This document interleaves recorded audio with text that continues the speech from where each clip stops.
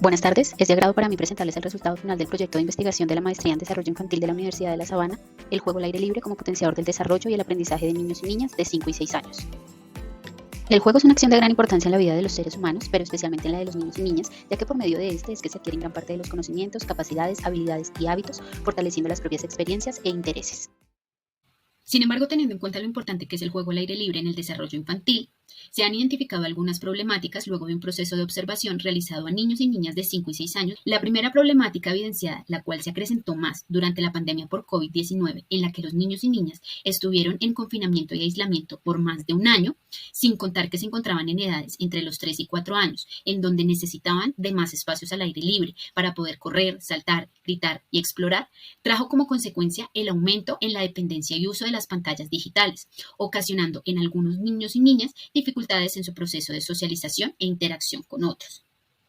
La segunda es la escasa interacción con el exterior y los espacios que los rodean, que son vitales en la adquisición de nuevos aprendizajes, ya que al haberse aumentado la utilización de esos recursos tecnológicos, las familias y los mismos niños han empezado a elegir el juego digital como su primera opción, dejando de lado el ejercicio y o dinámica de desplazarse a espacios diferentes a los de su hogar o su colegio para poder correr, saltar, gritar y adquirir nuevos conocimientos a partir de la experiencia y la interacción con el mundo exterior.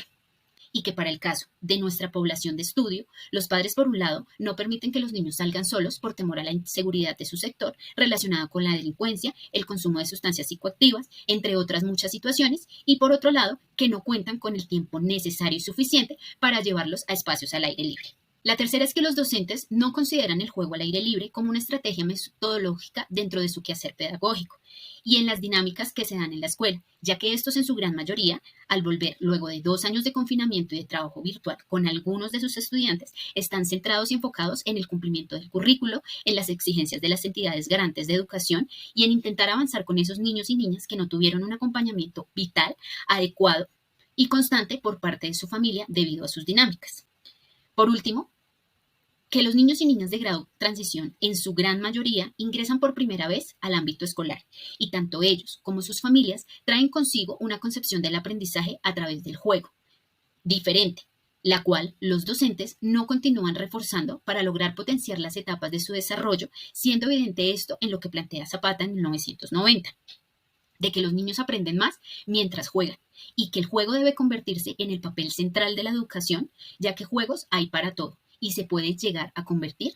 cada vivencia en una oportunidad para aprender. Para contextualizar, el Colegio San Isidro Suroriental se encuentra ubicado en la localidad Cuarta de San Cristóbal, al suroriente de la ciudad capital de Colombia. Este cuenta con 2 sedes, la cual para efectos de la investigación se trabajó en la sede B, donde está el grado preescolar hasta grado cuarto, encontrándose allí los niños y niñas de 5 y 6 años. La sede B del colegio es pequeña en comparación con la sede A. Tiene 2 canchas que permiten realizar diferentes actividades al aire libre, un pequeño parque infantil, el cual es utilizado en momentos de recreo, y tiene pocas zonas verdes que no pueden ser de todo aprovechadas por los niños, ya que son una especie de grada. En algunos espacios hay pocos árboles que son de baja altura, plantas y flores. Teniendo en cuenta las problemáticas anteriormente mencionadas, se hizo un rastreo de aquellos estudios, artículos e investigaciones que se han realizado en los últimos 10 años en relación con el juego al aire libre. Para efectos de claridad, el resultado de dicho rastreo documental se organizó teniendo en cuenta las 2 categorías de análisis de la presente investigación, como se evidencia en la gráfica. Ambas categorías abordaron en las investigaciones de UNICEF y especialmente en la de MOST en 2012, con las consecuencias que pueden darse en los niños al no tener contacto con el exterior, siendo una de ellas el trastorno por déficit de naturaleza. Es importante mencionar que en el rastreo documental se encontraron escuelas y lugares del mundo en donde se promueve el juego al aire libre, mas no se investiga en cuanto a este. Por ello no fueron posibles incluirlas en la investigación como antecedentes. Ahora bien, las pocas investigaciones encontradas en relación con el juego al aire libre fueron en países de Reino Unido y Europa, ya que estos no solamente se interesan en investigar, sino que cuentan con las escuelas dotadas de espacios con zonas verdes. Por ende, son pioneros en escuelas bosque. Desafortunadamente, en nuestro contexto colombiano faltan más investigaciones al respecto, ya que la mayoría de los estudios están orientados al juego en el aula y el juego con elementos concretos, pero se encuentran vacíos en cuanto al juego al aire libre en las instituciones educativas de carácter oficial. Partiendo de los antecedentes expuestos y de que son pocas las investigaciones que se han realizado y llevado a cabo en nuestro contexto colombiano en relación con el juego al aire libre, surgió la pregunta: ¿de qué manera las experiencias significativas de juego al aire libre potencian el desarrollo y el aprendizaje de niños y niñas de 5 y 6 años del Colegio San Isidro Suroriental, ubicado en la ciudad de Bogotá? Para dar respuesta a dicha pregunta de investigación, se propuso como objetivo general analizar los desarrollos y aprendizajes que se pueden generar en los niños y niñas de 5 y 6 años a través de experiencias significativas de juego al aire libre. Y para alcanzarlo, 3 objetivos específicos, los cuales fueron: el primero, identificar las opiniones e intereses de los niños y niñas relacionadas con el juego al aire libre. El segundo, diseñar e implementar experiencias significativas a través del juego al aire libre que potencien el desarrollo y el aprendizaje de la población seleccionada. Y finalmente, identificar cómo la implementación de las experiencias significativas de juego al aire libre potenciaron el desarrollo y el aprendizaje de los niños y niñas. Antes de llevar a cabo la aplicación de la presente investigación con la población seleccionada, se hizo necesario realizar acercamientos documentales que enuncian intrínsecamente conceptos y nociones como el juego en relación con el desarrollo y la importancia del juego en el aprendizaje. En cuanto al juego, es un concepto con múltiples significados dados por diferentes autores, como la Real Academia Española, Moreno en 2002, Vygotsky, Borja y Martín en 2017, Huizinga como uno de los mayores exponentes del juego en su texto Homo Ludens. Así entonces, Moreno en 2002 habla del juego como una forma de comportamiento que abarca diversidad de dimensiones y la manera por la cual el ser humano ingresa a la cultura, siendo este un puente de comunicación efectivo. Frente al juego en relación con el desarrollo, desde la postura de Vygotsky, Salas y Bielman en el 2000, se habla del desarrollo como el producto de las interacciones que se establecen entre la persona que aprende y los otros individuos mediadores de la cultura. En este sentido, las relaciones están regidas por la consolidación de las estructuras mentales, que según Piaget, se organizaron como sensorimotrices preoperacionales, concretas y abstractas. Desde los planteamientos de Bañeres en 2008, se ha investigado y comprobado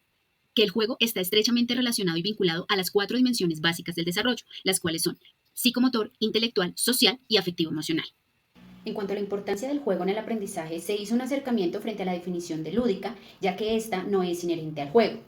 Dinello en 2004 define la lúdica como una actitud y un gusto frente a la vida y a la cotidianidad, siendo esta una forma de estar en el mundo y de relacionarse con esos espacios cotidianos en el que se da el disfrute y goce. En este sentido, la lúdica es un concepto más complejo y ambos están estrechamente relacionados, ya que su objetivo es mejorar los procesos de los niños, desarrollando sus competencias de manera integral, especialmente en la primera infancia. En este sentido, Linaza en 1998 y Balaguer y Fuentes en 2018 plantean que es por medio del juego que los niños y niñas indagan y empiezan a conocer su entorno y a escoger entre lo que está bien y lo que está mal, lo que les gusta y lo que no, a entender qué son normas y qué son reglas y cómo éstas permiten la correcta interacción entre sí, preparándose desde el momento para lo que es la vida adulta. Bagaje conceptual y de la importancia del juego al aire libre en el desarrollo infantil, esta investigación retomó 5 aspectos importantes a tener en cuenta dentro del marco metodológico. El primero de ellos es que se utilizó un enfoque cualitativo, siendo el más pertinente para el análisis, el cual para definirlo se retomaron planteamientos de autores como Bautista en 2010, que expone que el enfoque de tipo cualitativo, el investigador parte de la realidad como subjetiva, participando de ella de una manera cercana. El segundo aspecto es que se buscó que fuera de alcance descriptivo exploratorio. Descriptivo, ya que lo que se pretendió fue lograr describir cómo se da el proceso de desarrollo de aprendizaje en los niños y niñas a través del juego al aire libre. Y exploratorio debido a que no se encontraron suficientes investigaciones desde el contexto escolar, como se mencionó en el capítulo de antecedentes. Teniendo en cuenta esto, el tercer aspecto es el diseño fenomenológico, en el que, según Mustakas en 1994, el objetivo principal al usar este es indagar, describir y comprender el estudio de un fenómeno a partir de las experiencias de los sujetos y en el que se tiene en cuenta lo descrito tal cual como lo manifiestan, llevando al investigador a dejar de lado su postura y entender la de estos. Como cuarto aspecto está la población, en el que participaron niños y niñas de 5 y 6 años de grado preescolar de la jornada mañana. Fueron 23 niños en total, 12 niños y 11 niñas. Y el grupo seleccionado fue por conveniencia, ya que primero la investigadora es docente de la institución y trabaja con ellos en diferentes momentos de su vida escolar. Y segundo, debido al interés encontrado en la exploración de los antecedentes y el marco teórico a partir de las vivencias diarias y de la observación. Los instrumentos utilizados fueron el diario de campo, el registro de observación, el planeador de experiencias y la rutina de pensamiento. De acuerdo con Mustakas, en 1994, en el diseño fenomenológico se estudian las experiencias tal y como se presentan y las viven los sujetos, enfocándose en 3 etapas: descriptiva, estructural y de discusión. Partiendo de ello, se planteó cada una de estas etapas de acuerdo con los 3 objetivos específicos de la investigación y en cada una acciones puntuales llevadas a cabo para tener un orden metodológico, tal y como se evidencia en la gráfica. En la primera etapa descriptiva, lo que se realizó fue una descripción del objeto de estudio lo más completa y detallada posible, sin posturas propias, donde se vio reflejada la realidad vivida de los niños teniendo en cuenta las categorías de análisis que fueron desarrollo y aprendizaje. Esta etapa se llevó a cabo en 3 momentos. El primero se utilizó la observación a partir de cómo, a qué y con qué juegan los niños al aire libre, realizando un registro de observación de todo lo anterior. En el segundo momento se hizo una indagación por medio de dibujos de sus gustos y preferencias de los espacios de juego al aire libre. Y finalmente se implementó una rutina de pensamiento que permitió dar cuenta de los intereses de los niños y las niñas relacionados con el juego al aire libre en el contexto escolar. En la etapa estructural se retomaron los elementos más relevantes de la etapa descriptiva para a partir de allí proponer 9 experiencias significativas de juego al aire libre, usando la técnica de observación no participante y usando como instrumento de recolección de la información, al aplicar cada una de estas experiencias significativas, el registro de observación. En esta etapa es pertinente mencionar por qué se propusieron las 9 dinámicas como experiencias significativas. Desde el proyecto Cero de la Universidad de Harvard, junto con la investigadora Angela Salmon en 2017, se plantea la diferencia entre lo que es actividad y experiencia. La actividad por sí misma está planeada por el adulto, la cual consiste en una secuencia de pasos esperando siempre cumplir el objetivo, convirtiéndose todo en activismo, mientras que la experiencia es distinta para cada participante, así la planeación sea la misma, y lleva al profesor, y en este caso a la investigadora, a vivir lo que está pasando sin enfocarse únicamente en lograr la meta, y el niño sin esperar en cuánto se va a sacar o si lo está haciendo bien. Por ello, el adjetivo significativas fue elegido, ya que antes de proponer esas 9 experiencias se hizo un reconocimiento inicial por medio de la observación no participante, tanto de la noción de juego de los profesores como de los gustos e intereses de los niños y niñas.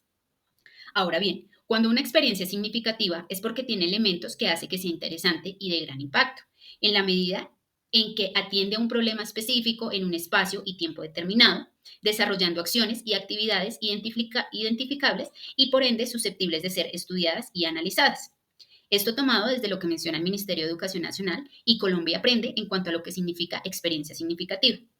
Por ello, las experiencias significativas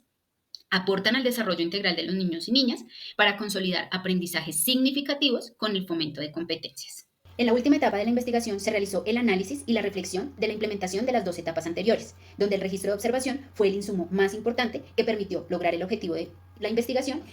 y aportar algunas conclusiones y recomendaciones para los docentes en cuanto a la importancia del juego al aire libre en los niños de 5 y 6 años. Para el análisis se utilizaron 2 tipos de codificación, la abierta y la axial, las cuales son propuestas por San Martín en 2014. La etapa descriptiva buscaba dar respuesta al objetivo específico de identificar las opiniones e intereses de los niños y niñas con respecto al juego al aire libre. Una vez llevadas a cabo las 3 observaciones no participantes, realizadas a los 21 niños durante las experiencias de juego que les brindaron la docente titular y de apoyo, se identificaron 15 aspectos importantes de por qué estos no promueven el juego al aire libre en los espacios con los que cuenta el colegio y de la manera en cómo juegan los niños. Algunos de ellos fueron que por lo general el docente brinda un elemento para jugar con una instrucción de uso dada previamente y con el objetivo de que no corran para evitar accidentes, ya que es el único espacio al aire libre. Los niños, con sus elementos de juego, realizan una representación simbólica y asumen roles de sus vivencias y experiencias diarias, poniendo en escena sus saberes previos, nociones y conceptos, así como habilidades y capacidades adquiridas en otros escenarios. Los niños tienen restricciones durante el momento de juego, como no poder correr, saltar en las gradas, que es la zona verde, subir y bajar las escaleras, jugar en el parque infantil, por temor a accidentes. En algunos de los momentos de juego al aire libre, los niños deben interrumpir su juego por solicitud del profesor al evidenciar desde su perspectiva y sus prejuicios que la manera o el jugar donde están jugando no es la propicia. Los momentos de juego de la mayoría suceden en los momentos de descanso, pero este es compartido con otros niños de otros cursos, lo que dificulta que todos tengan suficiente espacio. Asimismo, la cancha y el pequeño espacio donde está la zona verde no es suficiente para el número de estudiantes que en ese momento se reúnen. En cuanto a los gustos, intereses y preferencias de los espacios y el juego al aire libre, partiendo del recorrido, de los dibujos y de la rutina de pensamiento, el parque infantil fue uno de los espacios de mayor preferencia por los niños, el cual al preguntarles el por qué lo habían elegido, la mayoría contestó que sus profesoras no los dejan jugar, primero porque no querían chichones y raspones, segundo porque no terminaban la tarea rápido y tercero porque tenían que aprender las letras y los números, pero que el tobogán era más divertido. Otro de los espacios fue la zona verde, ya que era divertido saltar y buscar gusanos, pero que las profesoras no los dejaban porque se ensuciaban y los juegos tradicionales, como la golosa y las ruletas de números que estaban dibujados en el piso, ya que podían coger piedras para lanzar en los números y ver los colores bonitos con los que estaban pintados. La cancha sin duda fue otro de los espacios más comunes elegidos por ellos, ya que en el diálogo manifestaron que en este espacio pueden correr, jugar con los balones, gritar, jugar a las escondidas y a las cogidas.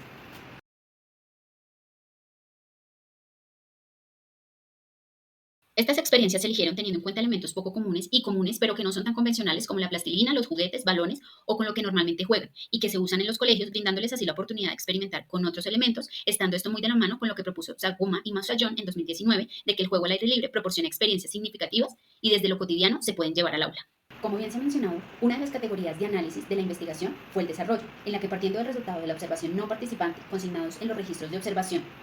y organizado mediante la codificación axial, se puede decir en cuanto al desarrollo corporal que se organizaron y se realizaron patrones básicos de movimiento como correr, saltar, caminar, lanzar, atrapar, tal y como fue el caso de la experiencia 6, 7 y 8. Los niños y niñas también pusieron en práctica sus habilidades motoras orales en el momento en que debían fruncir los labios y soplar para que se formara la burbuja, logrando hacer un cálculo de la fuerza con la que debían soplar para que saliera la burbuja, ya que al soplar duro se reventaba y si soplaban suave no salía, como se evidenció en la experiencia 2. Estuvieron también presentes las habilidades motrices en cuanto al ejercicio del agarre y la manipulación de objetos, poniendo en escena su coordinación visopédica y visomanual al coordinar sus sentidos de la vista y tacto. Y usaron diferentes posturas con su cuerpo, como agacharse, acurrucarse y acostarse en el piso. Frente al desarrollo socioemocional, es de resaltar que en ninguna de las experiencias los niños manifestaron no querer participar. Por el contrario, siempre estuvieron dispuestos desde antes que la investigadora llegara, siendo esto evidente en sus expresiones faciales al sonreír, al no presentarse conflictos, accidentes o llantos, y donde por el contrario hubo más compañerismo, colaboración y empatía. Los sentimientos de tristeza y frustración estuvieron presentes en una de las experiencias y es importante abordar el sentimiento de los niños para que lo acepten y lo toleren de la mejor manera posible, intentando que ellos mismos resuelvan sus conflictos y planteen soluciones. Es importante potenciar la dimensión socioemocional en el desarrollo infantil, en que se deben hacer partícipes a los niños de su propio proceso, lo que implica para el profesor confiar en ellos sin la predisposición de lo negativo que pueda llegar a pasar. El desarrollo cognitivo estuvo altamente presente en las experiencias significativas, ya que permitió a los niños y niñas fortalecer sus saberes previos, nociones y concepciones tanto del elemento propuesto como del juego al explorar su entorno más cercano dentro de la escuela, adaptándose a ellos y realizando ejercicios de asociación en donde lograron imitar sonidos, formas y roles, entre otras cosas, así como poner en escena por medio de expresiones artísticas experiencias vividas en su cotidianidad. De la misma manera, el juego puede usarse como una herramienta y puente para el aprendizaje de diferentes nociones matemáticas. Por medio del uso de diferentes objetos dados para jugar, lograron realizar ejercicios de conteo, secuencia de procesos, identificación de formas, movimientos y nociones espaciales. Así entonces, fue evidente que el juego al aire libre como una herramienta para abordar diferentes áreas y temáticas es de mayor impacto para los niños, ya que refuerzan sus conocimientos previos de una manera más divertida y no tradicional, como lo es con una guía o un cuaderno, sino por medio de la práctica y la vivencia. Finalmente, en cuanto al desarrollo comunicativo, se resalta que en todas las experiencias los niños pudieron expresarse de manera libre, espontánea y sin restricciones, al no tener normas como no gritar y al no tener objeciones de los docentes, sino que por el contrario manifestaron interés en querer conocer qué se estaba haciendo.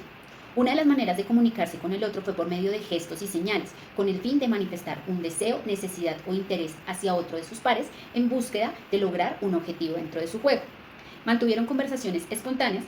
que surgieron durante las experiencias, como se dio en la número 8, en el que jugaban a ser los detectives.